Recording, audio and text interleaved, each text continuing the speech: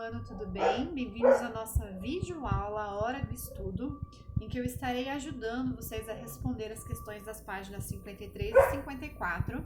Então, nesse momento, eu quero que vocês vejam se vocês têm alguma dúvida ainda com relação a todo o conteúdo que já foi trabalhado.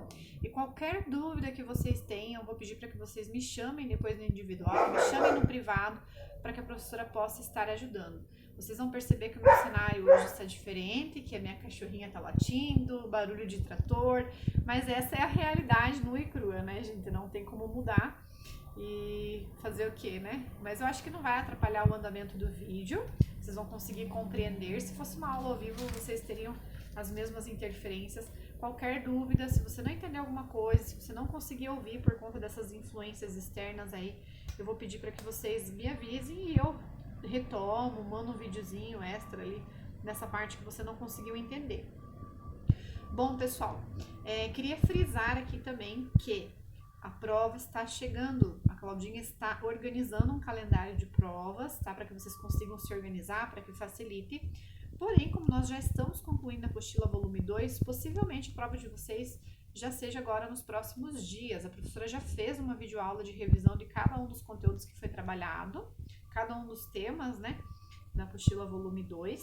E hoje, então, a gente vai colocar as mãos na massa, né, e revisar o conteúdo aqui na forma de questões. Anotem suas dúvidas, mantenham o material de vocês sempre em dia, lembrando que a professora tem feito videochamadas, tem feito esse atendimento individual, verificado o que foi feito, o que deixou de ser feito, e tenho feito um relatório individual de cada aluno que eu já liguei, e eu envio para a Claudinha, e a Claudinha entra em contato com os pais, e aí ela manda o meu áudio, eu sempre mando um áudio também falando um pouquinho sobre cada aluno, e aí os pais vão verificar o seu material para ver se realmente está procedendo, se é aquilo mesmo, e orientando vocês com relação às atividades que deixaram de ser feitas. Então, gente, não deixem de fazer nada, tá bom? Vamos lá, então. Bom, pessoal, aqui a número 1 diz o seguinte: observe a tirinha abaixo. Nela, a Terra é humanizada e parece estar doente, o que causa um efeito de humor, especialmente pela resposta inusitada que o planeta dá ao seu interlocutor. Então, nós temos lá a Terra, olha a expressão dela ali. E aí, o primeiro balãozinho diz o seguinte lá: ei, Terra, você está parecendo fora do clima, por assim dizer. Qual é o problema? Zonza da rotação? Febril do aquecimento global? Com azia da atividade vulcânica? Não. Todas essas barragens estão te dando problemas de circulação? Erupções solares mantêm você acordada? São só minhas alergias sazonais. A cada verão, minhas praias ficam todas congestionadas. Com base na tirinha, responda as questões propostas. Letra A. Quais as possíveis causas mencionadas para o problema que assola a Terra na tirinha? Então, quais são as possíveis causas, pessoal? A rotação, que é o movimento da Terra ao redor do próprio eixo, o aquecimento global, que é a intensificação do efeito estufa decorrente da poluição, das ações humanas, né? Da ação antrópica, que é a ação dos homens, atividade vulcânica, represas em excesso, erupções solares e praias congestionadas, conforme foi citado acima, né? B. Quais desses fatores fazem parte da dinâmica do clima na Terra? O aquecimento global é um fator que faz parte da dinâmica no clima da Terra. Eventualmente, a atividade vulcânica ou a frequência constante das erupções solares também fazem parte da dinâmica do clima na Terra. 2. Essas questões aqui, pessoal, são descritivas. Eu vou pedir para que vocês ou escrevam ao lado, ou então escrevam um enunciado e copiem a resposta no caderno de vocês, mas que vocês tenham essas respostas para que vocês possam estar estudando. Então, olha só, número 2. Por que é quente no verão? É igualmente quente em todos os lugares? Pessoal, vejam, são duas perguntas, tá? Então, por que é quente no verão? É a primeira pergunta. O que acontece, gente?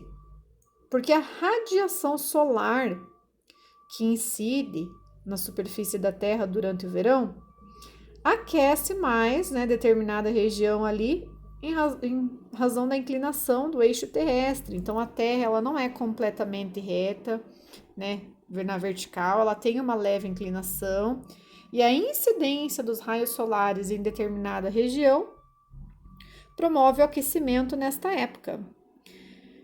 No entanto, pessoal, ele tem uma outra pergunta, né? É igualmente quente em todos os lugares?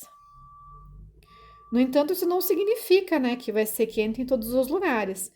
Porque enquanto é verão em um hemisfério, vai ser inverno no outro. E existem também alguns fatores, como por exemplo, altitude, latitude, tá? Que vão influenciar também na estação em determinada região, né? Então, por exemplo, em locais de maior altitude ou latitude, não são tão quentes quanto em locais, por exemplo, de menor altitude ou latitude. Lembrando que latitude quer dizer respeito à localização em relação com a linha do Equador, tá bom, pessoal? 3. Qual é a diferença entre clima e tempo? E aí, pessoal, qual que é a diferença? Lembra daquele exemplo que foi dado lá no vídeo com relação a Brasília? Isso está lá na apostila de vocês, tá? O que aconteceu lá, né? Eles descreviam, por exemplo, o clima, mas querendo se referir ao tempo, e estava errado, né? Por quê? Porque o clima é uma configuração mais permanente e estável da região. Por exemplo, o clima do sul do Brasil é subtropical, é úmido, tem estações bem definidas, né? Então, inverno frio, verão quente.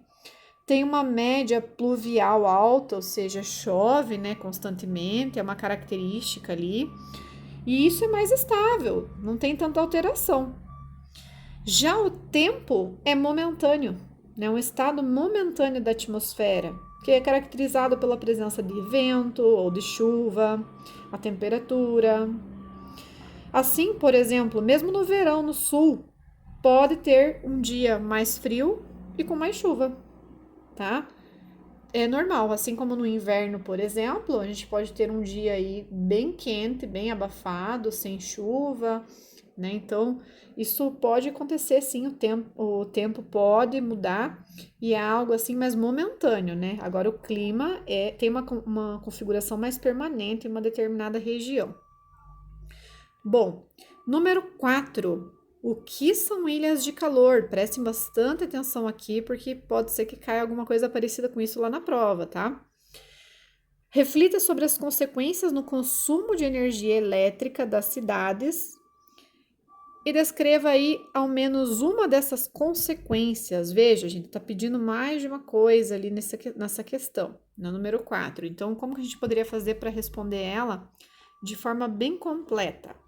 Primeira coisa que tá perguntando lá, o que são ilhas de calor, né, gente? O que são essas ilhas de calor?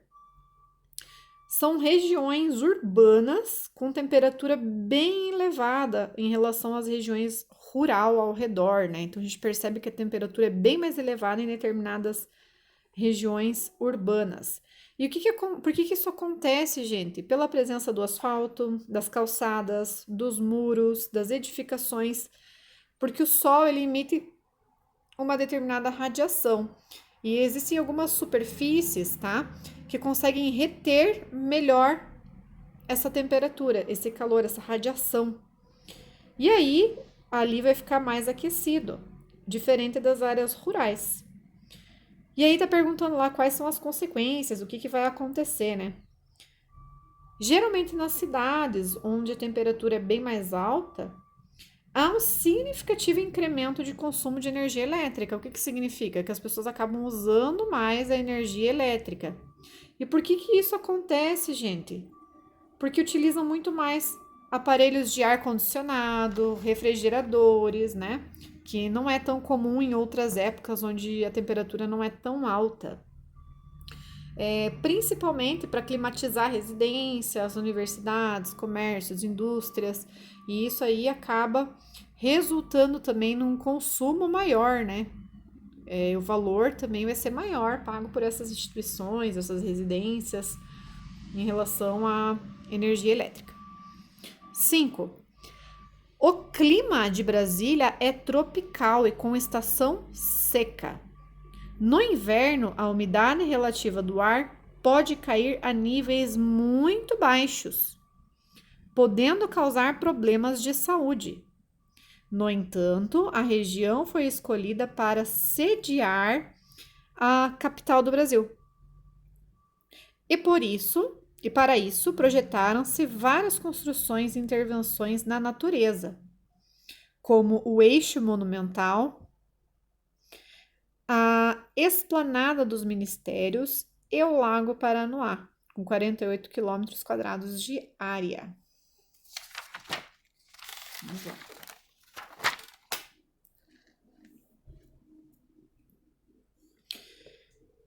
Entre as opções abaixo, quais são os efeitos da construção do Lago Paranoá sobre o clima de Brasília? Então, vocês poderiam marcar mais de uma, como vocês estão vendo lá, tá?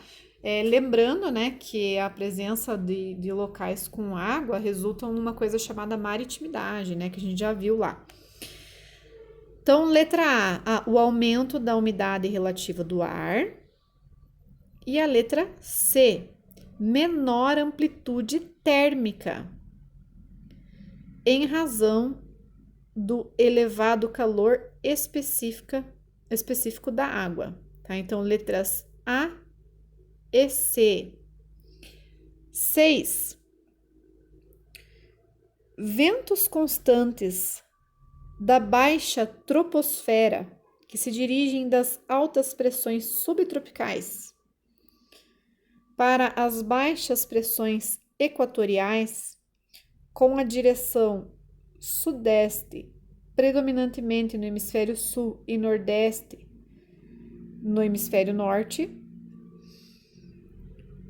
diz respeito a os ventos alísios, tá bom, pessoal? Os ventos alísios formam-se próximo aos trópicos e convergem pela linha do Equador, tá? Então, letra A.